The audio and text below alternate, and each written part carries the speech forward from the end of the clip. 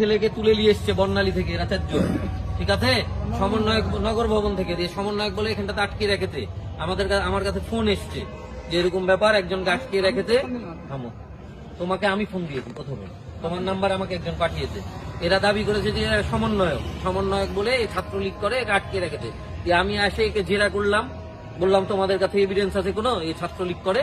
তখন এ বলছে যে উপর থেকে নির্দেশনা আছে, ইনফরমেশন আছে যে ছাত্রলীগ করে। দিয়ে আপনার কলকাটি নাড়তে নাড়তে এই ছেলে দেখা গেল যে 5 তারিখের আন্দোলনে এই ছেলে সরাসরি ছিল, আর এর কোন এক বন্ধুকে ধরার জন্য আটকে রেখেছে, জিম্মি করে রেখেছে। আমরা না আসলে হয়তো বা টাকা পয়সার প্রক্রিয়াতে যেত তারা। এর আগেও তাদের এগেনস্টে এলিগেন্স আছে। এই ছেলে উপশহর থেকে আজ থেকে 3 মাস আগে অক্টোবর মাসের 3 তারিখে একটা টাকা কেন্দ্রিক ঝামেলা করে বললাম এখানে মীমাংসা করে দিই, এখানটাতে না করে থানায় নিয়ে গেছে, যে 4 লাখ টাকা নিয়েছে, বাদীকে দিয়েছে 1.5 লাখ টাকা, আর 2.5 লাখ টাকা এরা আত্মসাৎ করেছে। ওই বাদী ছিল ঢাকার। তোমার লিডার কে বলো? কার পরিচয় দিয়েছে বলো তাড়াতাড়ি।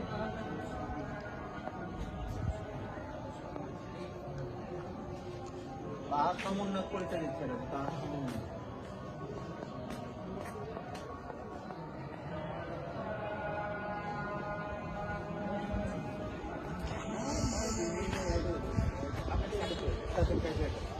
তুমি করে দাও, বলো।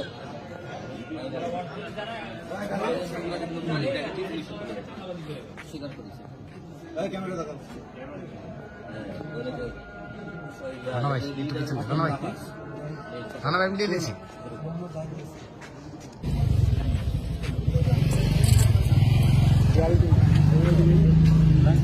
শেষ করলাম।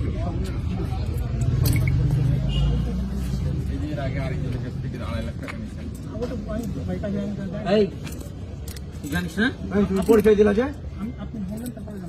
তুই ছিলি না ওই গন্ডগোলে? হ্যাঁ, তুই জানিস না টাকা লেনদেন হয়েছে তার হাতে? আচ্ছা, আপনি সবাই তো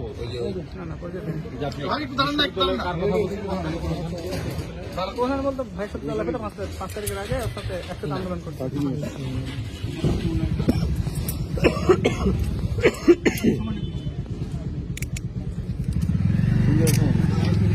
বললো যে দেখা পর মেয়রের বাড়ির কাছে এই জন্য আমি আসছিলাম। আসার পরে কি কাহিনী? আসার পরে দেখি যে ওই ছেলেটা জিম নাকি নাম, ওই ছেলেটাকে জেরা করতেছে এরা। পরে আপনি এদের সাথে না আমি শুধু দেখা করতে আসছিলাম, ভাই ডাকছে এই জন্য। ভাইয়ের সাথে আমার পরিচয় হলো নগর ভবন। নগর ভবনে একসাথে ডিউটি করছি, খাবার আমি 17 দিন ডিউটি করছিলাম নাইট, নগর ভবন পাহারা দাও 17 দিন ডিউটি করছিলাম। সেখান থেকে পরিচয় ভাইয়ের সাথে। ভাই আজকে ফোন দিয়ে বললো অনেকদিন দেখা যেতাম নাই, আজকে দেখা করছি, এই জন্য দেখা করতেছি।